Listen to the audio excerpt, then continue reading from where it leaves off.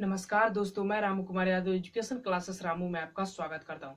दोस्तों, आज मैं शिक्षण कौशल का अगला पार्ट लेकर आ गया हूं, यशपाल समिति 1992। ठीक, 93 जो समिति। ठीक, तो यशपाल समिति को आज हम कवर करेंगे। इससे संबंधित महत्वपूर्ण जो पॉइंट है, जो प्रश्न बनने के चांसेस रहते हैं, उसको आज हम पढ़ेंगे। तो अगर आप प्राइमरी सुपर टेट की तैयारी करते हैं तो आप इस वीडियो को जरूर देखें, क्योंकि शिक्षण कौशल का जो 10 नंबर का पार्ट है, 10 नंबर के पार्ट के अंतर्गत एक टॉपिक आता है वर्तमान भारतीय समाज में प्रारंभिक शिक्षा, उसके अंतर्गत आने वाला एक टॉपिक ये टॉपिक है। तो अगर आप प्राइमरी सुपर टेट की तैयारी करते हैं तो इस वीडियो को जरूर देखें। वीडियो पसंद आए तो चैनल लाइक करें, शेयर करें, सब्सक्राइब करें। तो चलिए दोस्त, आज हम चलते हैं यशपाल समिति पर। यशपाल समिति की बात करने से पहले थोड़ी मैं पिछली वीडियो की बात कर लेता हूँ।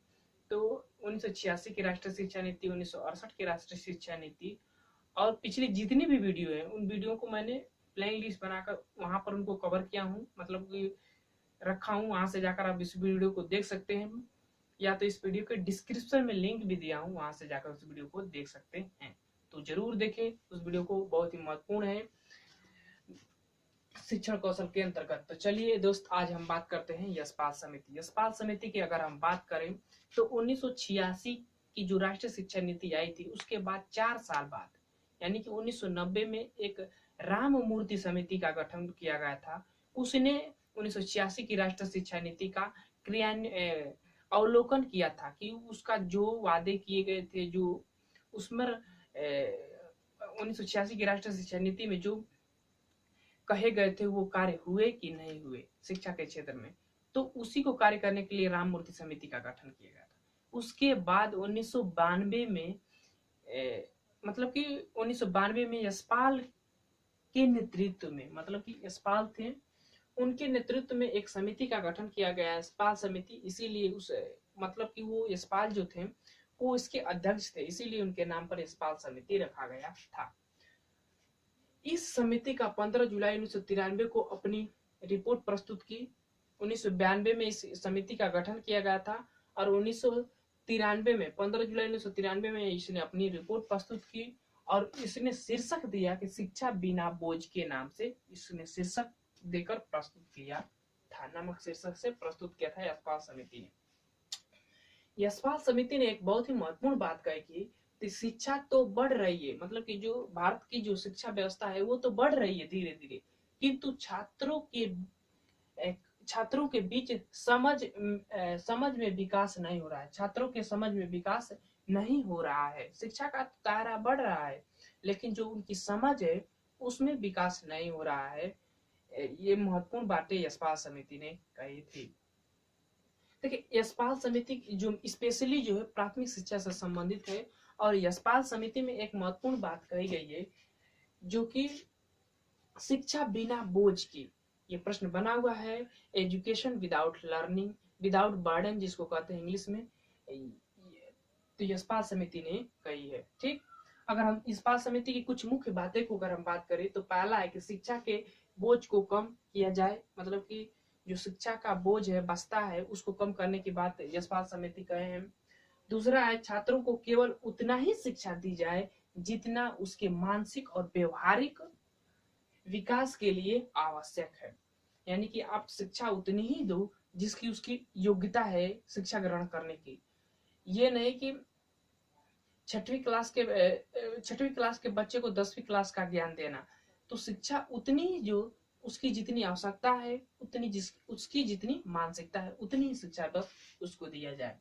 तीसरी बात, अनावश्यक पाठ्यक्रम को, जो अनावश्यक पाठ्यक्रम है उसको वहां से हटा दिया जाए प्राथमिक स्तर से। और चौथा है छात्रों पर परीक्षा नोटबुक बनाने तथा कंठस्थ कराने का दबाव न दिया जाए। ठीक, यानी कि नोटबुक बनाने, कंठस्थ कराने, परीक्षा छात्रों पर परीक्षा कराने का जो दबाव है उसको समाप्त कर दिया जाए या खत्म कर दिया जाए। ठीक, सीधी बात, न दिया जाए। ठीक, पांचवा है छात्रों की समझ को बढ़ाने के लिए शिक्षण सामग्री, मतलब छात्रों की जो समझ है उसको बढ़ाने के लिए शिक्षक सहायक सामग्री, भ्रमण आदि का जो कार्य है वो कराया जाए शिक्षा के, मतलब कि उनको मानसिक विकास करने के लिए जो भी बातें हों। ठीक, छठवां है पाठ्य पुस्तकों को स्कूल की संपत्ति समझा जाए, जो पाठ्य पुस्तक है उसको स्कूल की संपत्ति समझा जाए।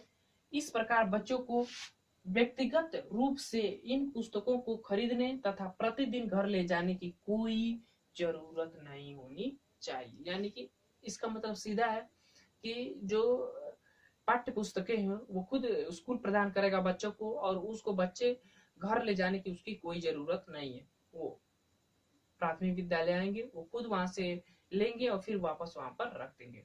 ठीक।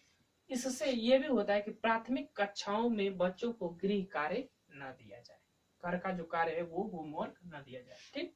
8वां है छात्रों, अध्यापकों तथा अभिभावकों के लिए शिक्षा दर्शन नामक एक नियमित दूरदर्शन कार्यक्रम शुरू किया जाए। एफएम के माध्यम से जो है, ये रेडियो के माध्यम से छात्रों के लिए, या टीवी के माध्यम से, टेलीविजन के माध्यम से ये कार्यक्रम शुरू किया जाए, शिक्षा दर्शन कार्यक्रम शुरू किया जाए। ये ये ये प्रश्न बना हुआ है, इसीलिए मैंने इसको कवर किया हूँ। छात्रों, अध्यापकों तथा अभिभावकों के लिए शिक्षा दर्शन नामक एक नियमित दूरदर्शन कार्यक्रम शुरू किया जाए। तो ये यशपाल समिति, यशपाल समिति की अगर हम स्पेशली बात करें तो ये बच्चों की शिक्षा का जो बोझ है, स्तर है, उसको कम करने के लिए यशपाल समिति का गठन किया गया था। ठीक। तो यशपाल समिति से संबंधित जितनी भी महत्वपूर्ण बातें हैं मैंने आपको कवर करा दिया। तो इससे अंतर्गत जितने भी इम्पोर्टेंट पॉइंट आने वाले हैं उसको मैंने कवर कर दिया। और ये हमारा इंस्टाग्राम है, इस पर जाइए, हमें फॉलो करिए। वहाँ पर एजुकेशन से रिलेटेड संबंधित बहुत से पीडीएफ मैं अपलोड करता रहता हूँ, तो आप वहाँ हमें जरूर फॉलो करिएगा। इंस्टाग्राम पर रामू यादव के नाम से है। ठीक।